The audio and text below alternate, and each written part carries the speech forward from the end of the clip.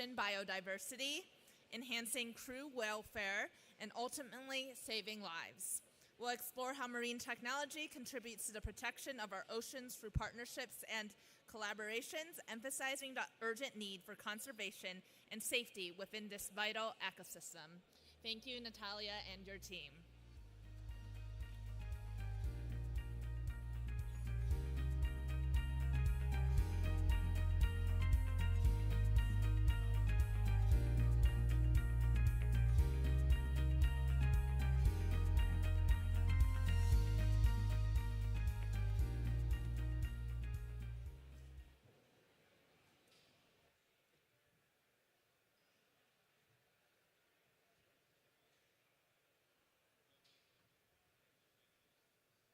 Hello? Now, thank you very much and welcome everyone to today's session. My name is Natalia Vicente and I'm the VP of Public Affairs at GSOA. GSOA is the Global Satellite Operators Association, and just to give a little bit of what we do, we represent satellite operators, manufacturers, vendors, and everyone in the ecosystem that provides connectivity and that's bringing the innovation and the benefits of connectivity everywhere and to everyone. And so today I'm in this panel, as they have been saying, the role of technology in supporting ocean biodiversity and ensuring the safety of fishermen communities. So therefore I'm here with Monir, with Hala, with Khalid, and with Caroline, experts in this field in different ways. And I think it's a very rich set of minds to discuss in such an important topic, especially now that we see that connectivity is arriving to a point that is really having an impact in the change of the environment effect, but also in the lives of people. So without further ado, and they are much more experts in the topic than I am, so I would like to start with everyone, a question for everyone, to set a little bit the scene and to let us know in this moment, where do you think that environment and technology meet each other? And I would like to start with Khalid. Khalid? Assalamu alaikum. My name is Khalid Al-Kaf. I'm from YASAT, Chief Operation Officer. Just to let you know, YASAT is a satellite operator, elite from UAE flagship satellite operator. We are covering 2/3 of the world, which is over 1 billion population. We provide broadband and voice communication. So when we come to the question you said, Natalie, how the environmental or the climate challenges and technology are meeting, first of all, technology, it's doing or impacting what we call it the environmental and social problem, but at the same time, technology can help us or empowering us in solving these problems.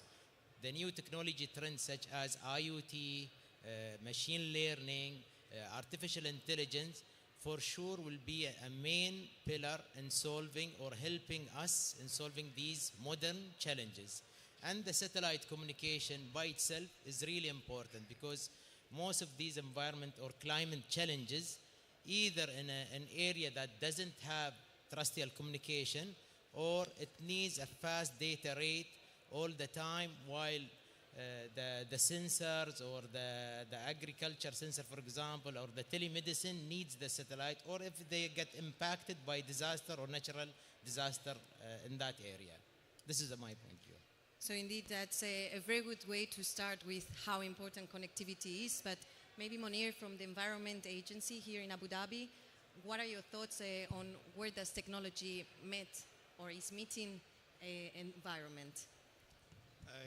Thank you very much. I think technology makes the impossible possible when it comes to environment. So I could give you dozens of examples. Technology, because we are in COP now, I could tell you that the major reduction of emissions in the energy sector is only possible by technology and innovation in solar power, for example, and other sources of power as well. So what was extremely expensive 10 years ago is feasible now, is very competitive thanks to technology. Technology plays major role in air quality monitoring, in marine water quality monitoring, and in biodiversity monitoring, in all aspects, in waste management, in innovative solutions to address issues like plastic and single-use packaging. Technology makes the impossible possible. I really like how you put that, making the impossible possible thanks to technology. And indeed, I think there has to be that collaboration between the different sectors and between the different industries to bring those benefits to the citizens and to everyone. And let me see, Hala, what would you think about this question? Thank you, Natalia, for having us here. Just to give you a small summary about who I am, I represent an NGO in marine conservation here in the UAE. And for us, technology can be at the front of conservation strategies and actions.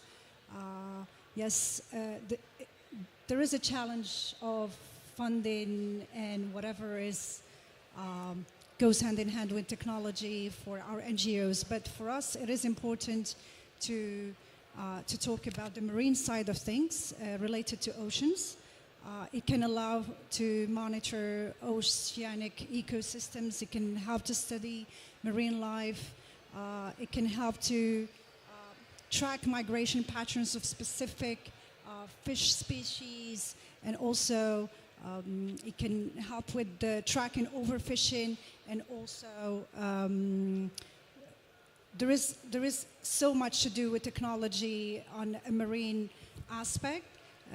You have underwater drones and vehicles that can be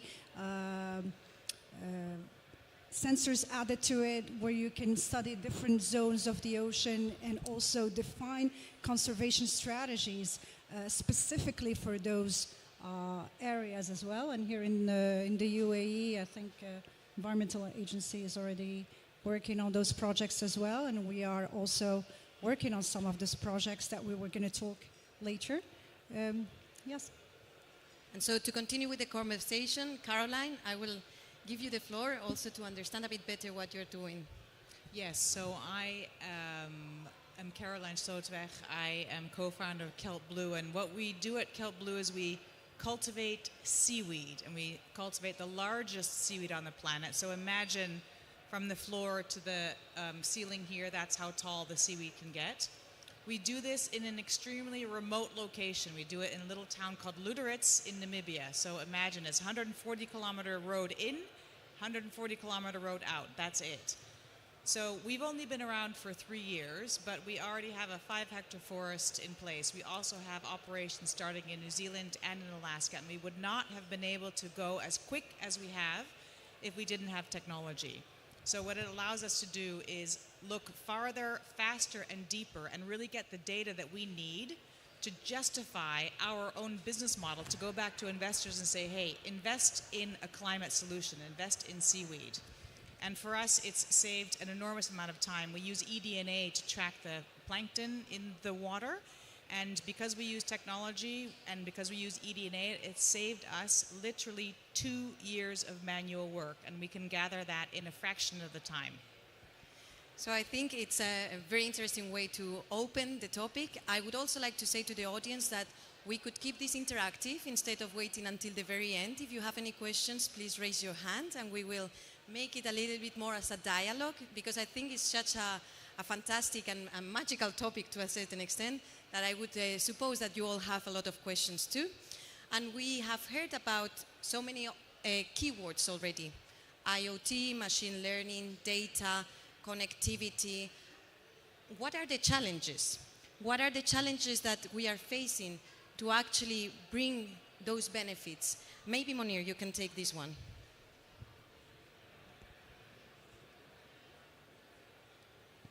Yes, I think if we want to talk about challenges, or what we call in our terminology risks, climate risks.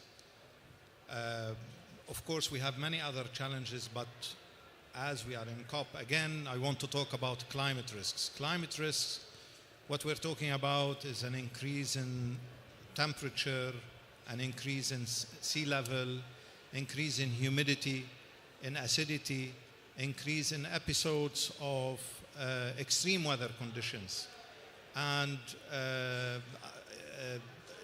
all of these risks affect a number of sectors. We call them sectors. We have identified them in the United Arab Emirates to be four major important sectors. Energy, we have our infrastructure, we have environment, which brings us to the issue of biodiversity and marine environment as well, and the public health. All these sectors are highly vulnerable and needs to be adaptable to the climate risks, and we need to protect them. And they are so interconnected to each other. So the different models where we want to reduce our emissions, but at the very same time, we want to protect those sectors from the impacts that they are coming anyway. I see. And I don't know if everyone here is aware. I wasn't. And it's things that we definitely have to learn about. But what is the impact? What is the necessity of having this blue economy? And how does that impact the climate and the environment? And I think, Hala, maybe I would like to hear a little bit from your side. What happens? Why are we focusing on this? Okay. Our ocean covers, as we know, more than 2/3 of the Earth's surface. And it plays a very important role in carbon sequestration, as it acts as a crucial role in climate regulation. It helps mitigate the impact of greenhouse gas emissions. Marine ecosystems, including mangroves and coral reefs, seagrass, kelp, play a vital role in absorbing and storing those CO2, carbon dioxide, from the atmosphere. Preserving the ecosystems through sustainable practices help mitigate the impacts of climate change. Our ocean also help regulate climate patterns such as precipitation and temperature, and also preserving marine biodiversity. Healthy marine biodiversity and ecosystem will help maintain the balance for climate stability as well. Our goal here, you asked a question about saving and preserving individual species, but our goal is not only about saving individual species, but ensuring the entire web of marine life stays in balance. Most importantly, for example, if we lose one of the species, we have a domino effect that would affect all marine life, and ultimately all our ecosystem will collapse and the world around us as we know it. So the second part of your question about blue economy, what it is important from economic perspective, sustainable blue economy is essential for ensuring stability in industries related to the ocean, such as fisheries and tourism, and even satellite infrastructures that are often located on coastal areas. So the blue economy can help also combat climate change by promoting renewable energies at sea, by promoting sustainable fishing, and also by recycling vessels at port and making the maritime industry more sustainable as well. So yeah, this is my take from your question. And I will take on this one. Definitely we are here talking about sustainability and how technology is helping on that. From my side, I would just say also in the satellite environment, we look at sustainability in both ways. On the one hand, how can we contribute to making a world that is more sustainable, but how can we operate also in a sustainable way in space? Because now it's also a resource that we're using heavily to provide in the Earth. I have to be honest, we just released, as you saw, a code of conduct. With this, I mean the relevance for the industry to behave in a way that is keeping more sustainable in our side for the space. But also, let me go to you, Caroline, and see how Kelp Blue is doing also this. But also, I've heard that you won a prize, so I would like to hear a little bit more about that, and I'm sure everyone will be very interested in knowing. Yeah, so we have been deeply honored. So we just won the Zayed Sustainability Prize on the 1st of December. and we won in the category Climate Action. So it's a new category that has just been introduced this year. And what was fantastic is I was able to receive the award from the president himself, the Sheikh, so that was fantastic. But I think we received the award because, and exactly what you were saying, we want to restore the oceans. We are a commercial organization, but we are putting back. We are restoring marine biodiversity. We're growing kelp to sequester carbon. We are monitoring all the claims that we're making because we want to hand on heart be able to stand beside the claims that we make. But I want to take a pause to really talk about what some of the challenges are and also what the challenges are when it comes to the ocean and data. So, I mean, I already said our forests are as tall as this building. How do you collect data at the bottom? How do you collect data and make sure that information travels up and goes to the surface and then goes to shore when we're 3 kilometers offshore? That's already a challenge. But another thing is we are operating in extremely harsh environments. I mean, the ocean is not a friendly place. I mean, it looks very calm and serene when the sun is setting, but I can tell you we operate in very windy conditions where there are storms that come from the ocean in the middle. So our structures that we have under the water get a battering and a beating. So we have underwater sensors that are called load sensors that measure the force that we have on our structures. Not only that, we do pH sensors for nutrients, which is incredibly important data to collect to understand a lot more about how the marine ecosystem is doing. These sensors, it's in salt water. We know what salt water does and what sand does to cars. It's not great, but just imagine what it does to really, really sensitive sensors. So a big problem and a big challenge for us is finding things that are easily implementable, that are cost effective, that will allow us to still collect that data that doesn't put us out of business. So just wanted to pause on that there are still a lot of things that we can overcome, but we're definitely heading in the right direction. And then another thing is getting the information back to shore. So connectivity is very important. What I like about this panel especially is that everyone is working on it. It's not far from the field, actually. And that's how I think we can understand better the needs for the projects, the needs for the administrations, the governments, the regulators, everyone mixed in a conversation also to understand better what to do next. But I think, Monir, you have still some thoughts on what challenges you're facing also. Yeah, I spoke broadly about the challenges, but I will give you examples of what is happening to marine biodiversity in Abu Dhabi, for example. So we, up to 2017, we have recorded the loss of 75% of our coral reefs, offshore coral reefs. 2019, 2021, we had flooding in the Butina Island, which we recorded the loss of 8 incubators of hawksbill turtles, which are an endangered species. We have estimated that an increase in the need for desalination of water, for example, is going to add to the pressure that already exists of the high saline water in the Gulf due to the discharge of brine water in the Gulf. All of these are examples. We have estimated a major damage to the coastal habitats and wetlands, including mangroves, due to those changes that are happening. The thermal threshold for the reproduction of fishes, of fisheries is changing, and as such we expect a decline in the fisheries because of this. These are all concrete examples of the direct impact from an environmental perspective in the marine environment. And I look now to the audience to still see if they are following on all these details, because I think it's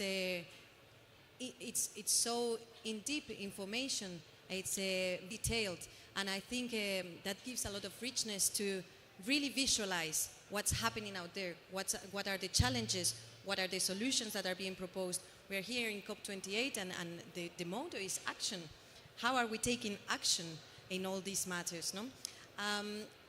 And we have been talking about biodiversity, and we have been talking about seaweed and the loss of species and how relevant that is.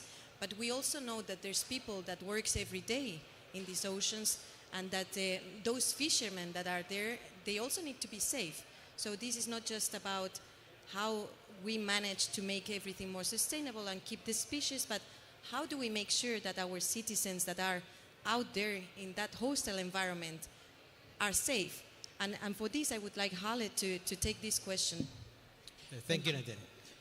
So, as per the WMO and the UN of Disaster Risk Reduction, for the last 50 years, sudden natural disaster extremely get increased.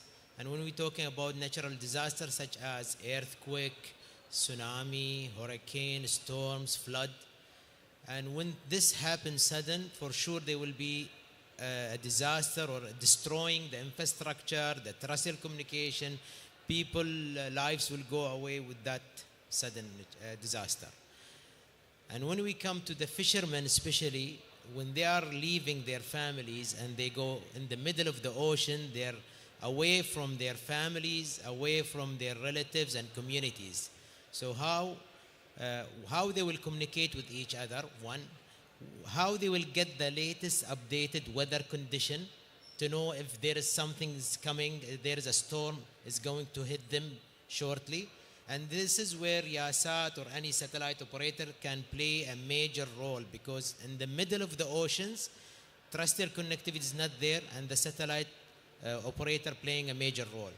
It come also, we are having some product like, for example, Star Marine. We are deploying it in a vessel, can have a Wi-Fi router on it, then the fishermen can communicate with their families. This is one. They can download the weather condition. This is two. Also, it can be used if we have the latest technology like the sensors and the IoT to also to protect the ocean from the forbidden or when they are fishing in the wrong season, right? So we can deploy sensor to weight the boat itself, the vessel, how big they are fishing right now. Are they above the regulation or the rules in that area or community? So satellite operator, or like us as YASAT, playing a major role in that area. Then when you come about the fishermen, I can give you an example that lately we managed to save 7 Chinese fishermen in Japanese Ocean. We in YASAT in 2022, we kicked off an initiative called YASAT Saves Lives. And that initiative, mainly we have an end-to-end operating policy or framework that tell us what should we do when somebody is contacting us during a disaster. So when the fishermen, they contact us saying, we are lost in the sea, we need help, and immediately it kick off that process. We start contacting authority, and that authority managed to save them. So satellite operator or the satellite what we call the satellite communication is playing a major role in climate change challenge like the natural disaster, and also can play a major role for the people who's working in such initiatives, such as Caroline when she said they are in the middle of the desert or the middle of the ocean. Thank you very much, Khalid. I don't know if anyone else from the panel wants to jump in questions. Please feel very free to this.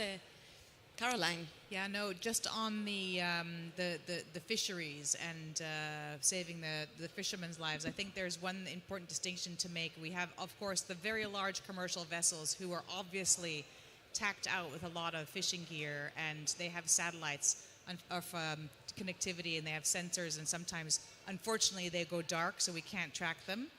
But I think what's important to note is that the indigenous populations of many fishing communities still need to survive on their on the ocean, and they go out and fish.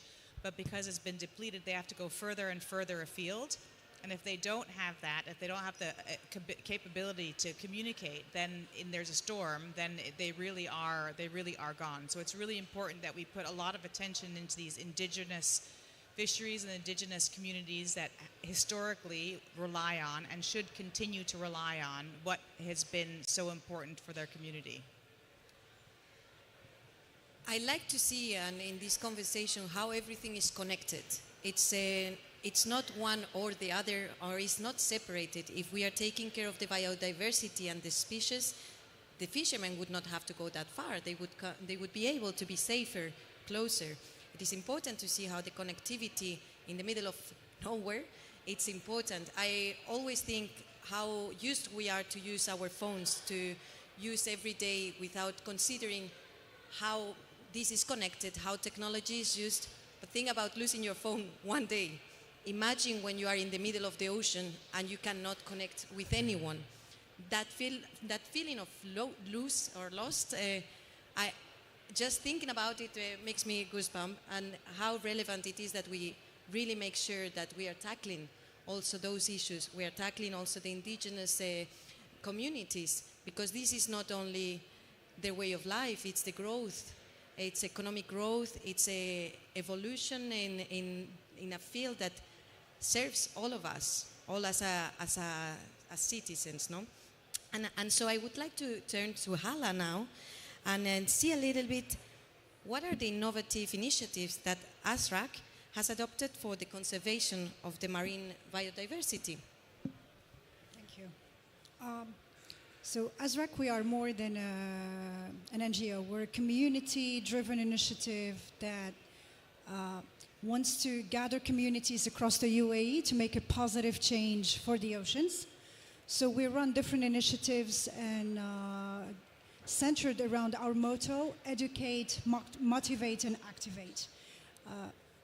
This motto serves us to achieve bigger impact in our campaigns, which are centered around mangrove restoration, coral reef restoration, marine debris as well, and educational initiatives across the UAE.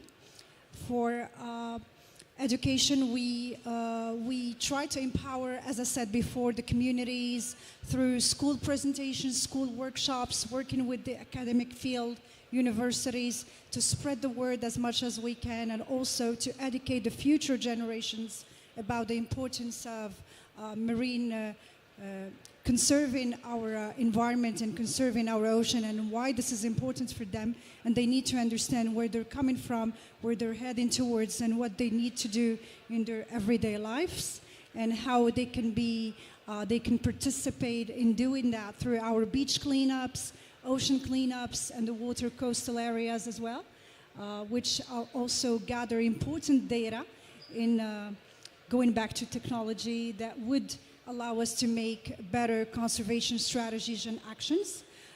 For Coral Reef Initiative, we work to survey coral reefs in the UAE and through artificial reef techniques, we want to increase the size of participating with other agencies in the UAE of coral reefs in Fujairah side. This would allow different fish species to live again in those areas, and to also to restore the balance of the ecosystems in the area. And for mangrove restoration is more than a tree planting exercise. It's about how it helps mitigate the impact of climate change by absorbing and sequestering carbon. And also we partner with all kinds of organizations, government, private sector as well, corporates, and schools, as I said before, to increase our impact as well in the UAE, which in turn goes to making an impact at a global level. It's not only, there is only one ocean, it's not different oceans, it's all adds up to a global impact. And more I think that we see that the problems are not limited to a certain region, they are not limited to a certain population. We have best practices, and we have ways of making sure that we tackle the problems globally, or the challenges, or the environment climate risks, as we have heard before. You've talked about education and about awareness. I think these kind of sessions are very relevant to also bring those topics closer to everyone that is maybe not involved in the policy environment or in the more digital environment or a specific topic. What are the ways to bring these topics forward to the common population that is not specialized on these topics? Do you see, how can we make sure that this goes through the barrier of being a specialist on the topic and everyone else to raise awareness? So I don't know who wants to take this question, but maybe it's an interesting question for it. Monir? Why not? I think it's about talking to the public on what matters to them. I think if we tell residents that we have on our coastal areas an average of 1 plastic bottle every 2 meters of the coastlines, this is something that they would understand. If we talk about having 85% of marine litter is composed of less than 15 types of products, that they are all single-use plastic.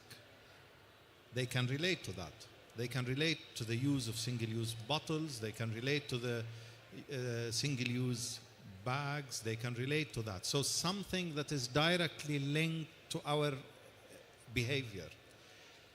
If we tell people, if you increase the temperature in your room by 1 degree or decrease it by 1 degree, the emission impact, increase or decrease, will be 10% for each degree. So if we lower it from 21 to 17, what we are talking about is more than 40% increase in emission for the energy we are using. So everyone has a role to play. I mean, this is an issue of production, consumption, and how we are managing the whole supply chain. And this is clear that every one of us, individuals, corporations, governments, academia, research, we are all contributing to it, and we are all have a major role in addressing it. Caroline, please. I think that answer was very interesting on the part of we all have a role to play. It's not for individuals. And Caroline, please. Back to how to communicate it. Who here has not seen Finding Nemo? Everyone's seen Finding Nemo. So that did more for ocean literacy than anything else. Who has not seen the photo of the turtle with the straw sticking out of its nose?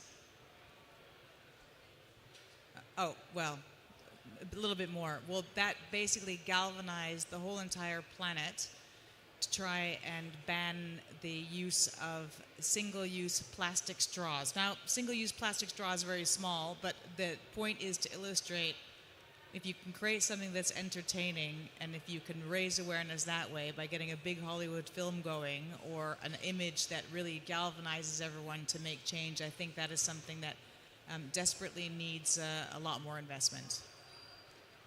Hala, maybe also? I'd just like to add something. I think we, in our awareness sessions and workshops, we just noticed that people need to understand why this is important and why this is related to them personally. You can't ask them to start not using straws or not using single plastic bottles if they don't see what is the direct impact on their life and future. They need to understand their origins, where they're coming from, why this planet exists, why there is oxygen in the air, where is it coming from, why the ocean is important for us. It's not just a beach where we're gonna spend the day and just, and we don't know what's underneath. This is just not related to us. So I think it's important as to educate the people about why this is important, why, like Khalid said, why we need to reduce or increase, temperature in our ACs, why we should stop. So yeah, this is, I think, very important. I think that's very relatable, not that direct impact that you're talking about. Who hasn't gone to the beach and has seen so many plastic rests in the shore, no? And we all see it, and still we all use single-use plastic every day because of convenience, because of many other situations. So it's clearly a change in mindset for all of us, a way of how can we behave to contribute to a better environment, no? And specifically also, what is Abu Dhabi doing? What are the policies and what is the strategy that the Emirate has in this matter? Monir. Yeah, yes, thank you for this question. I think what we have done in Abu Dhabi recently, back in July, the Executive Council of Abu Dhabi approved a very ambitious climate change strategy, which is considered as a major milestone in the, I would say, the rich journey we've had so far on climate action. And this strategy is about adaptation, enhancing resilience of all four vulnerable sectors that I mentioned earlier in this session. And at the very same time, it's a major reduction of emission in a short period of time. I think we are reducing our emissions in the next 5 years by 30 million tons, which is 22% of our emissions, mainly driven by the energy sector. And that has a dual impact. So we're reducing emissions, reducing reliance on power generation from fossil fuel, and this will reduce discharges to the marine environment when we talk about biodiversity and marine biodiversity. But what is most important about this strategy is that Abu Dhabi also has industrial development aspirations, has an ambitious development, economic development agenda, and we want to balance between those aspirations and our climate actions. And for that, I could say confidently that Abu Dhabi will be, in the next 5 years, a major laboratory of what could work and what is difficult to achieve in climate action at the global level. And before continuing, I'm turning to the audience. I think this is the moment that we've heard from all the speakers on very different matters, and I would like to see if there's any question from the audience. And I don't want a shy audience, exactly. Please, I think they're going to bring you a mic. Here. No, it's okay. Please introduce yourself. Thank you so much. My name is Ayjan. I'm from Kyrgyzstan, Kyrgyz Republic, and I'm doing the cleanup of our lakes. And we have a problem with lake. It's lots of, as you say, garbage also down. And I'm looking everywhere in internet for the technologies, how to clean the damp of lakes. And I couldn't find it. And as you're saying that you're here representing the community of innovation, do your organizations, involve like startups or projects who can finance people, engineers who can invent this kind of, equipment to get all the garbage from the damp of our seas and oceans? This is important question because we have a huge problem with pollution. Maybe some of your answers. So I don't know if anyone wants to take the answer of the problematic of finance and how to find the technology, the correct technology. And if there is a technology which cleans the damp of lakes, rivers and oceans, except of the things that I saw, there is some pollution taken from the sea, but not the dumps. And it's the question that I'm looking for 10 years. I look at Khalid first.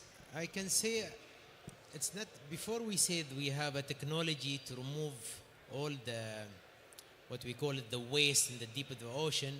Usually any organization or ministry in that country, they start adapting to sensors and such, or for example, deep water cameras, so they can monitor all of that and to have a communication with that, to send to that data to whatever organization, and from it they can build how big is the waste, where is located of. then it depends, are you talking about a lake or it's an ocean? Because usually there is some lake, for example, and I saw such technology using filters and how they are cleaning that whatever the waste is there and everything with some kind of marine trucks to remove it, right? But before you come and jump to that project, you need to have some data and information, and to get that information, you need to adapt to IoT sensors with the communication to the central, what we call it, AI or data warehousing, which from it he can do you some analytics, what is happening in that area and what action to be done. This is my point of view from technology. Briefly, not to process the existing stuff in the water, but to limit the flow to the water, you need to have other instruments. You need to make it more expensive for people to litter, and you need to apply technology in tracking packaging material, and the recovery of that packaging material should have incentives. And technology could play a major role in that. Now we have RFID codes that could be attached to packaging, and so we can associate with the user and the producer, and we apply the principles of extended producer responsibility, and across the whole supply chain, we know exactly who's responsible, which company is responsible for what product that is reaching there, and we could make them liable and our partners in resolving that issue, and technology can play a major role in that. I don't know if there's any other question on the audience. Let's get another couple of questions. Here first in the front.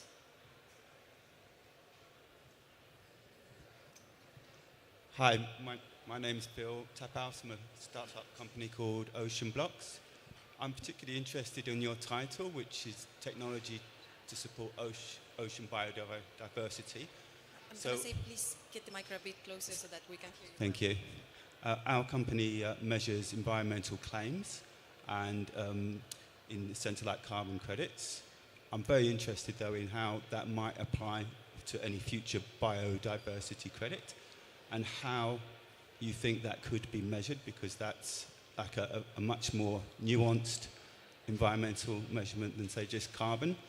So I'm just particularly interested, like from your seaweed farm, for instance, whether you use environmental claims against that and how you might measure that.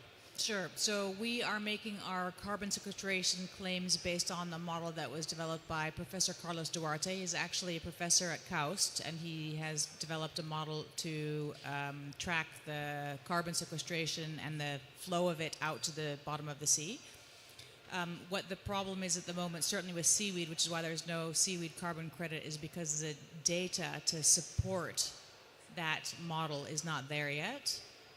It's going to take at least another 2 to 3 years to be able to support a blue carbon credit, a verified blue carbon credit, with one of the large agencies that is, I think the Avera or Gold Standard. A lot of companies are starting to give credits, but then they have their own accreditation agency, so there's different methodologies, but we are working on one with Gold Standard at the moment, but again, it's going to be 2 or 3 years. In terms of biodiversity, I do see it going more towards biodiversity for the ocean, and it's incredibly important. The problem is everyone needs to agree to a model, and that's just the issue. How do you track something that is so nuanced? Biodiversity credits or carbon credits for forestry has been around. There's been 40 years to discuss. Ocean biodiversity or carbon credits are very new.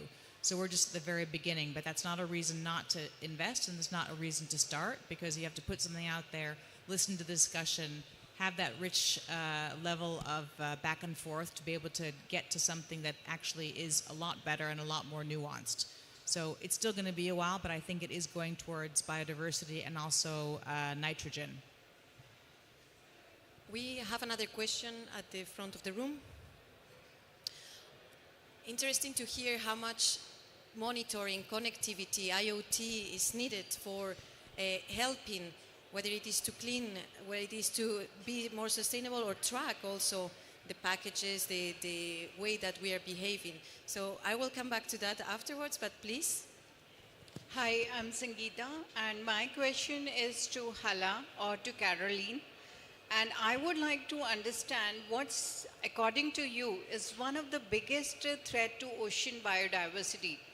Is it the human activities like throwing away the plastic bottles, as you have mentioned, or is it the depleting coral reefs, or is it the extinction of some of the endangered species of fishes, or ocean acidification? So what do you consider as one of the main threat for ocean biodiversity? Thank you. I think deep ocean mining is factor number one for as a threat for biodiversity. Then you can think about industrial fishing at a very big level. So those are the two major threats for ocean biodiversity. Then you can follow with pollution, marine debris, like we stated before. It can be plastic or other sources of debris, not specifically plastic. And and this is basically all from human activity, right? So this is I would actually say it's all of the above, because unfortunately the ocean is everybody's garbage pit, and it reflects everything that we're doing on this planet. So really it is all of them. One question at the back and one here, and just you, because of time, those will be the two last questions.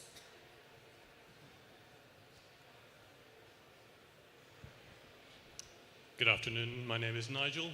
I'm from Alarivian, which is a company we've just launched a new product with a uniquely broad spectrum and powerful ability to remove pollutants like algae from both freshwater and seawater. So if that's an issue for anyone, I'm happy to talk afterwards. My question is about the potential for recognizing the carbon benefits of dealing with algal blooms before they happen, and thus reducing the net contribution of methane, carbon dioxide, and so on into the atmosphere. Is there any future, what do you see in the near future for people who will recognize carbon credit benefits of prevention rather than cure? Anyone wants to take that question? Maybe you can repeat it a little bit louder, because we are quite far and there's a lot of noise. Certainly. The question is, what the product that we're presenting prevents as well as cures harmful algal blooms and indeed other production of greenhouse gases. Is there any prospect of carbon credits for prevention rather than just waiting until there's a problem and then reducing that problem for maritime applications? So is there any prevention? Anyone that wants to take the question? Yeah, I find it quite unfortunate that it's even a question, because if you get a credit for making sure that something doesn't happen, we should be doing this anyway. And then monetizing something that we should be doing, it's like, I'm not going to do it. If you don't give me money, I'm going to let it happen anyway. So I don't know. It's sort of contrary to what we should be doing with the oceans, which is anything we can restore the health. So because of time and because I'm seeing that the screen is telling me to wrap up the session, I'm going to turn it back to my panel, and I apologize for the last question that was, we can keep conversating in this amazing space. But I want to take it back to the panel, and I know that we haven't discussed about many other topics. We know illegal fishing is one of the issues. We know about everything that goes around, and I take a few messages for me, that is making the impossible possible, but also how much is a responsibility for everyone, and indeed that we should do it because it's the correct way to do it. But I want to hear from the panelists a few last thoughts to close the session, and I invite everyone in any case to discuss and continue talking with the panelists and with everyone else. But please, Monir, let's start with you. I have very specific messaging about our plastic flow to our bodies. Research shows that we eat almost a credit card a week of plastic through our food chain. And we expect that by 2050 there will be more plastic than fish in the oceans. by 2025, for each ton of plastic, there is 3 tons, or there are 3 tons of fish. And from an environmental perspective, this is not a call against plastic only. It's against all single-use products that gets to the marine environment or to the terrestrial environment. Please make sure to reduce that flow in your own organizations, in your own personal behavior, within your networks, within your CSR, within your journey way out of COP. Please reduce as much as possible. Thank you. Hala, please. Yes, I invite you all to educate yourselves about what we've said before, about how you can participate, not only corporates or governments, or we need as individuals to be sustainable in our own lives, and how to do that.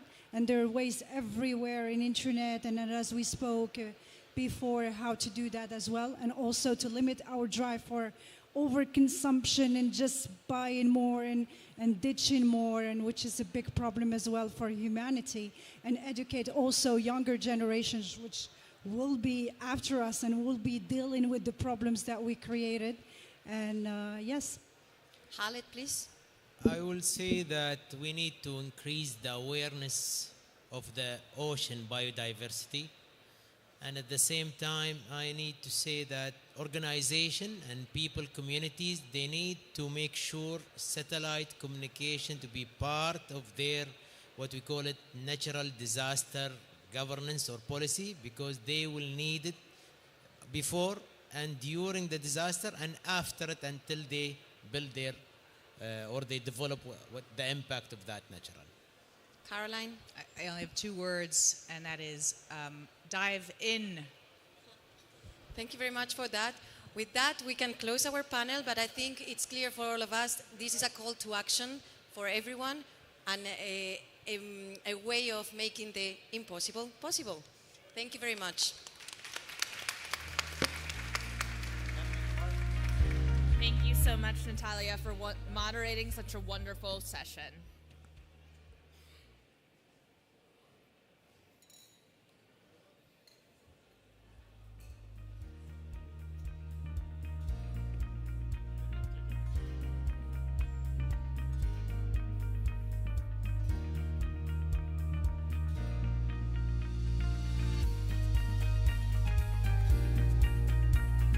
Up next, we will have Dendra Systems, leveraging technology to accelerate high-quality mangrove restoration.